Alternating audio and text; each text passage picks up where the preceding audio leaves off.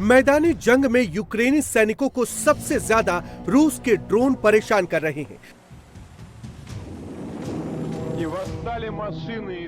रूसी suicide drone चुन चुनकर यूक्रेनी सैनिकों और मिलिट्री इंस्टॉलेशंस को उड़ा रहे हैं।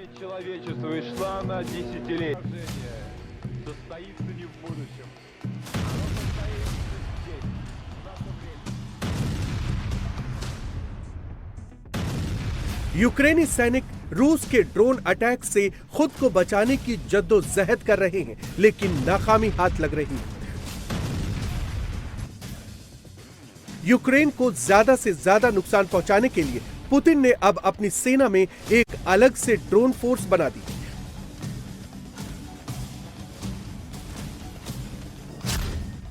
रूस की इस ड्रोन फोर्स को यूक्रेन के ड्रोन यूनिट का काउंटर माना जा रहा है। दिसंबर 2024 में प्रेसिडेंट पुतिन ने यूएसएफ बनाने का ऑर्डर दिया था। नए बने यूएसएफ में एरियल और लैंड ड्रोन को शामिल किया गया है। इस फोर्स में रेजिमेंट, बटालियन और दूसरी यूनिट्स भी तय कर दिए गए हैं।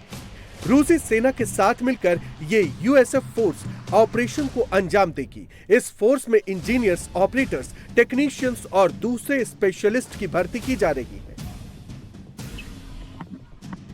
रूस की नई बनी यूएसएफ का ताजा ऑपरेशन पोक्रोवस्क में चल रहा है, जहां इस समय सबसे भीषण जंग हो रही है।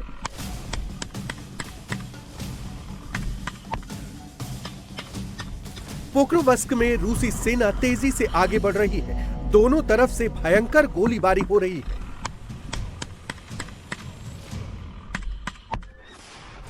पुतिन की फौज जल्द से जल्द पोक्रोवस्क को कब्जा करके गेटवे ऑफ डोनेस्क पर कंट्रोल करना चाह रही है। तो वहीं रूसी सैनिकों को रोकने के लिए यूक्रेन के सैनिक भी लगातार मोर्चे पर डटे हुए हैं।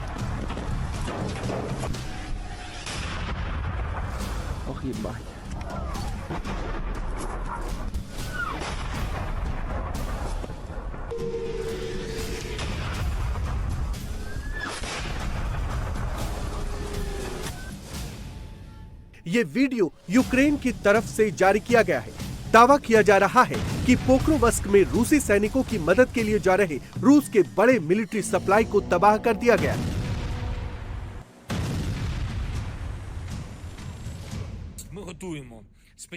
हम विशेष निर्णय लेने की तैयारी कर रहे हैं, जिससे इन क्षेत्रों में हमारी रक्षा मजबूत हो सके और कब्जा करने वालों को ज्यादा नुकसान हो। सबसे पहले वे रूसी इकाइयां जो हमारे शहरों पर हावी हैं, जो निकोपोल, खिरसोन और अन्य जगहों पर हम लोगों पर हावी हैं, जहां उनकी पहुंच आसान है।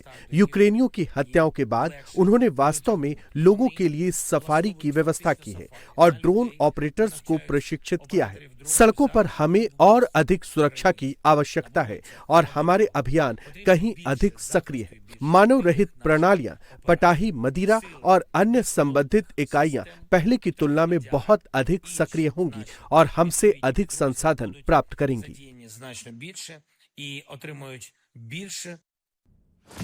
हालांकि ज़ेलेंस्की के तमाम दावों के बावजूद रूस की सेना यूक्रेन में तेजी से तबाही मचाती हुई आगे बढ़ रही है। रूसी सेना ज़ेपोरिज़िया इलाके की 2 और बस्तियों पर कब्जा कर चुकी है।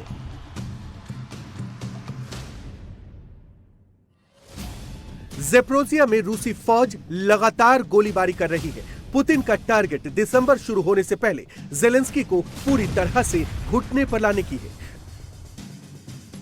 यूक्रेनी फौज के पास गोला बारूद की जबरदस्त शॉर्टेज हो रही है, तो वहीं पुतिन बैटलफील्ड में अपने फौजियों के पास नए नए हथियार भेज रहे हैं।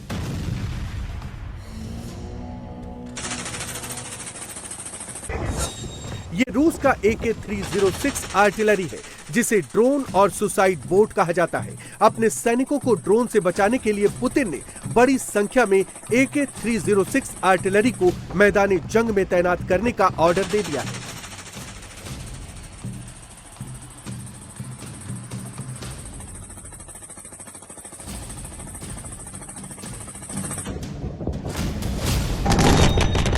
पूर्वी यूक्रेन में जहां भीषण युद्ध चल रहा है, वहां बर्फ की मोटी परत जमा होने लगी है।